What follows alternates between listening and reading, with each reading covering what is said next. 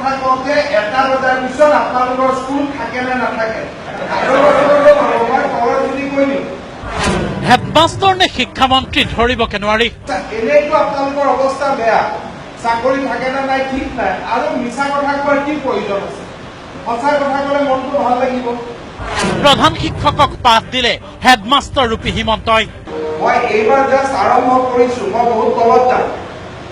তলত মানে এইটো বেয়া কামৰ তলত নহয়, মানে ডিপত যাম, এনালাইটিক কৰিম, ষ্টাডি কৰিম, তলত গৈ ষ্টাডি কৰিম। হিমন্তৰ পাঠশালাত প্ৰধান শিক্ষক হলগৈ শিক্ষাৰ্থী। 65 জন ষ্টুডেণ্টৰ 56 জনে ফাৰ্ষ্ট ডিভিজন পাইছে। দৰমহাও আপোনালোকে একে পায়, এওঁৰ দৰমহা কোনো আমি বেছি দিয়া নাই। হিমন্তৰ ৰঙা চকুত প্ৰধান শিক্ষকৰ হেৰাল থৰকাচুটি। 3টালৈকেতো কোনো স্কুল নচলে অসমত। 9টাৰ পৰা 10টাৰ হতে 3টা চলিছে, 9টাৰ পৰা 3টাত কিয় চলিব? হয়, এয়াই হলগৈ ৰাজ্যৰ প্ৰধান শিক্ষকসকলৰ দশা। শিক্ষামন্ত্ৰীৰ হাতত অপমানিত এইসকল প্ৰধান শিক্ষকৰ পৰিচয় আমি গোপনে ৰাখিছো, কাৰণ শিক্ষকৰ এনে ৰাজহুৱা অপমানে জনমানসত হেয় কৰি তুলিব স্থানীয়ভাৱে সন্মানিত প্ৰধান শিক্ষকসকলক। শিক্ষামন্ত্ৰীৰ পাঠশালাত অধোবদনে এনেদৰেই জবাবদিহি হল ৰাজ্যৰ প্ৰধান শিক্ষক। আধা ডজন টেলিভিছন কেমেৰাৰ সন্মুখত 124 জন প্ৰধান শিক্ষকক ৰাজহুৱাভাৱে দায়িত্ব জ্ঞান কি বস্তু তাৰ পাঠ দিলে শিক্ষামন্ত্ৰীয়ে। কেমেৰাৰ সন্মুখতে কোনো প্ৰধান শিক্ষকক স্বেচ্ছাই অৱসৰ গ্ৰহণৰো নিৰ্দেশ দিলে শিক্ষামন্ত্ৰী হিমন্তই। আৰু চাকৰি কৰিব ইচ্ছা আছে নে যাব ইচ্ছা আছে? আৰু কেইদিন আছে? 19লৈকে থাকিব, আৰু আগতীয়াকৈ এৰি নিদিয়ে। 100% উত্তীৰ্ণ হোৱা বিদ্যালয়ৰ প্ৰধান শিক্ষকৰে মত বিনিময় কৰি বাকীসকলক শিক্ষামন্ত্ৰীৰ তাচ্ছিল্য। লাজ লাগিছেনে আপোনালোকৰ? 15 জন শিক্ষক আছে আমাৰ ইয়াত, 21 জন শিক্ষক থকাও বন্ধু পালো নহয় জানো? আৰু 65 জন ষ্টুডেণ্টৰ 56 জনে ফাৰ্ষ্ট ডিভিজন পাইছে। দৰমহাও আপোনালোকে একে পায়, এওঁৰ দৰমহা কোনো আমি বেছি দিয়া নাই। বুজি পালে নে নাই?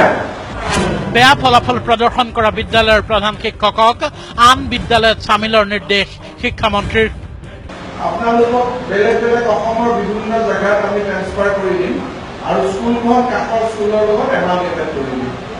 শিক্ষকখিনি কাৰোবাক ধুবুৰী, কাৰোবাক নগাঁও, এনেকৈ আমি ডিষ্ট্ৰিবিউট কৰি দিম। LPME-টো আপোনালোকক লগাই দিলে আপুনি LPME-টো চেছ কৰি দিব। কেমেৰাৰ সন্মুখতে সুৰাপানৰ অভ্যাস সম্পৰ্কে প্ৰধান শিক্ষকক ইংগিতপূৰ্ণ প্ৰশ্ন শিক্ষামন্ত্ৰীৰ।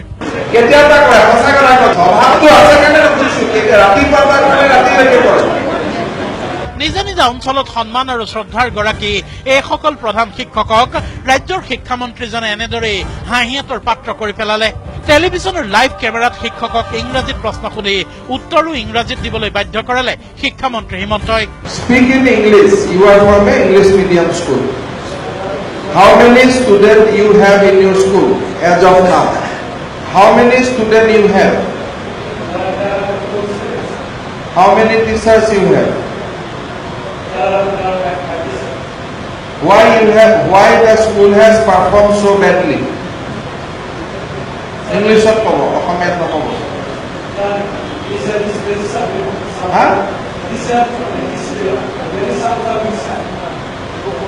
ৰাজ্যৰ চৰকাৰী শিক্ষাখণ্ড জহন্নামে গৈছে ঠিকেই, কিন্তু দীৰ্ঘকালৰ শিক্ষামন্ত্ৰী ৰূপে ৰাজ্যৰ চৰকাৰী বিদ্যালয়ত আন্তঃগাঁথনি আৰু পৰিৱেশ সৃষ্টি কৰিব নোৱাৰা, সময়মতে বিনামূলীয়া পাঠ্যপুথি ছাত্ৰ ছাত্ৰীক যোগান ধৰিব নোৱাৰা শিক্ষা বিভাগৰ মন্ত্ৰীজনে কিয় প্ৰধান শিক্ষকসকলক এনেদৰে ৰাজহুৱাভাৱে তিৰস্কাৰ, অপমান আৰু গৰিহণা দিলে? শিক্ষকৰ আত্মসন্মানত শিক্ষামন্ত্ৰীয়ে নিজে এনেদৰে ৰাজহুৱাভাৱে পদাঘাত কৰাৰ পিছত এইসকল শিক্ষকৰ সন্মান বুলি বাকী থাকিল নেকি? কেমেৰা পাৰ্চন দশৰথৰ সৈতে মৃদুস্মিতা ভূঞা, DY365।